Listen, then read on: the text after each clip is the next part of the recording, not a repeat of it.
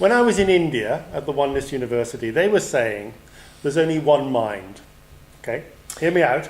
Okay, there's only one mind, right? It's like, you might call it a universal mind, a collective mind, whatever it is. Leave aside all the Jungs and the Freuds and all the rest of it. Yep. So they're saying that basically whatever we think in terms of what we would say is the product of our mind, that is basically from the source mind rather than from our, if you like, individual minds. Because think of it this way, right? You talked about evidence. There's no evidence per se that we have individual minds, is there? There's no evidence at all. I mean, okay, if you opened up the skull, you'll take the brain out, but that's just a physical manifestation. There's no evidence that that is actually, acting as it is. That's why presumably scientists can't actually agree on how, we can see the rose, right? So there is that element. So that's one way of looking at it, that there is this, if you like, collective mind. Well, there is. And what I was going to go on to say yep. is the other alternative, of course, is that we do have a, quote, individual mind as well as, or,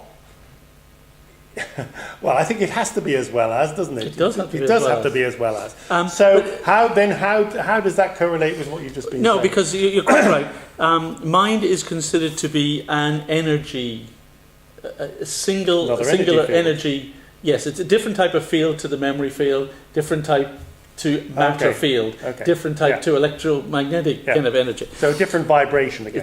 It's a different form of matter, but Yeah. it's a very kind of subtle form of matter, which is no kind of physical kind of thing. Right. But it is a singular element, and therefore there is, if you like, the universal mind. Yeah. And somehow or other, each of us access or use part of it. I suppose if you think of it like this, it's almost like the internet. There's unlimited storage out there on the internet, unlimited ideas.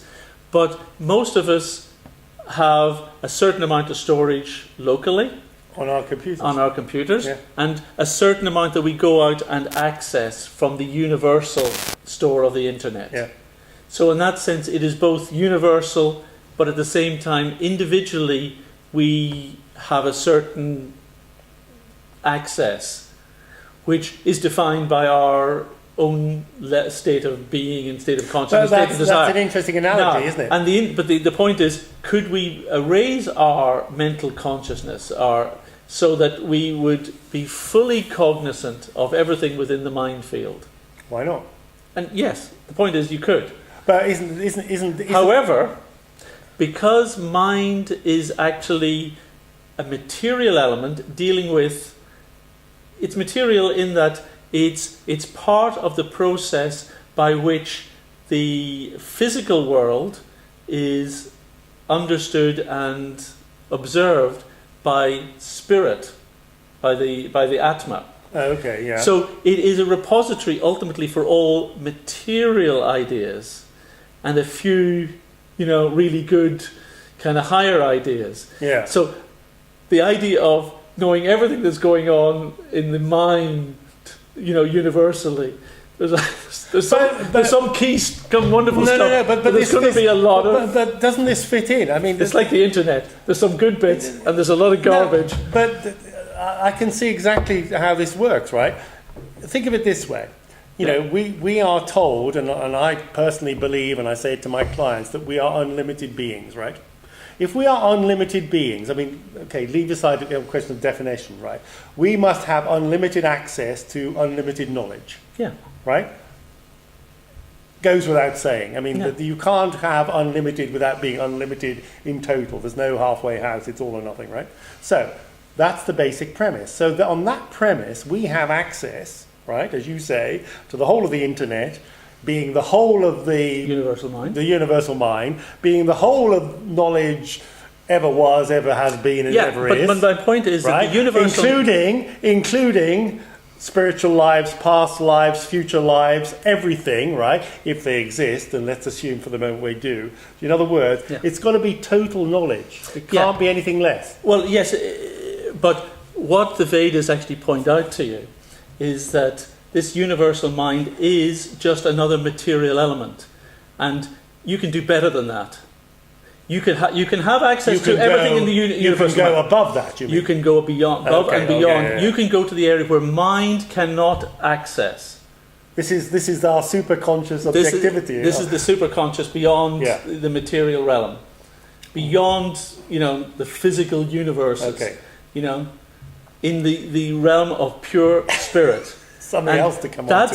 That's something that you don't need mind to access. That is something that conscious Atma, the conscious spiritual being, can access directly. Yeah. And often being lumbered with everything that's in the universe of mind is more of a hindrance well, that's than a the help. whole thing, isn't it? We, in a sense, we've come full circle, because what you're saying implies or says to me, right, that if you like, the mind just gets in the way.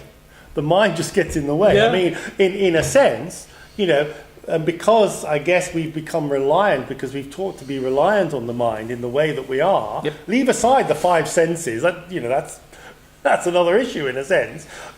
Then to get outside of the mind, coming back to what you said, conquering the mind. What did you say? Conquering the mind, and then you are what was the? Well, it becomes your friend. Becomes your friend.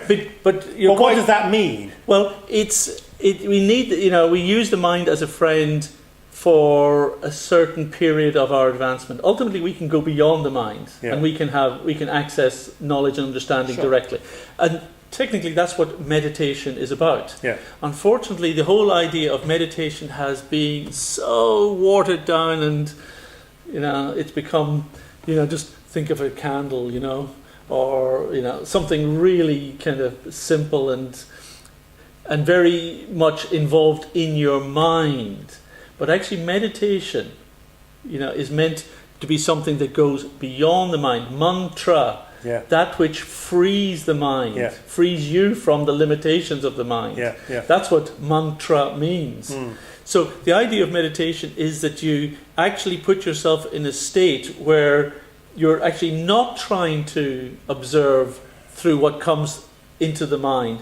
You're not trying to analyze the world through the visions of the mind.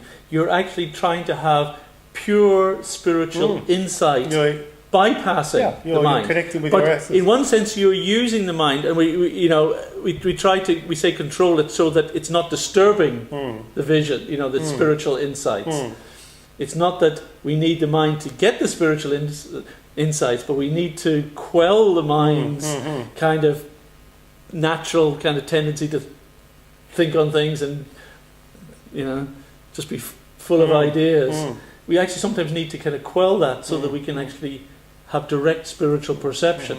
And meditation is to kind of put us in a state of pure spiritual perception. Yeah.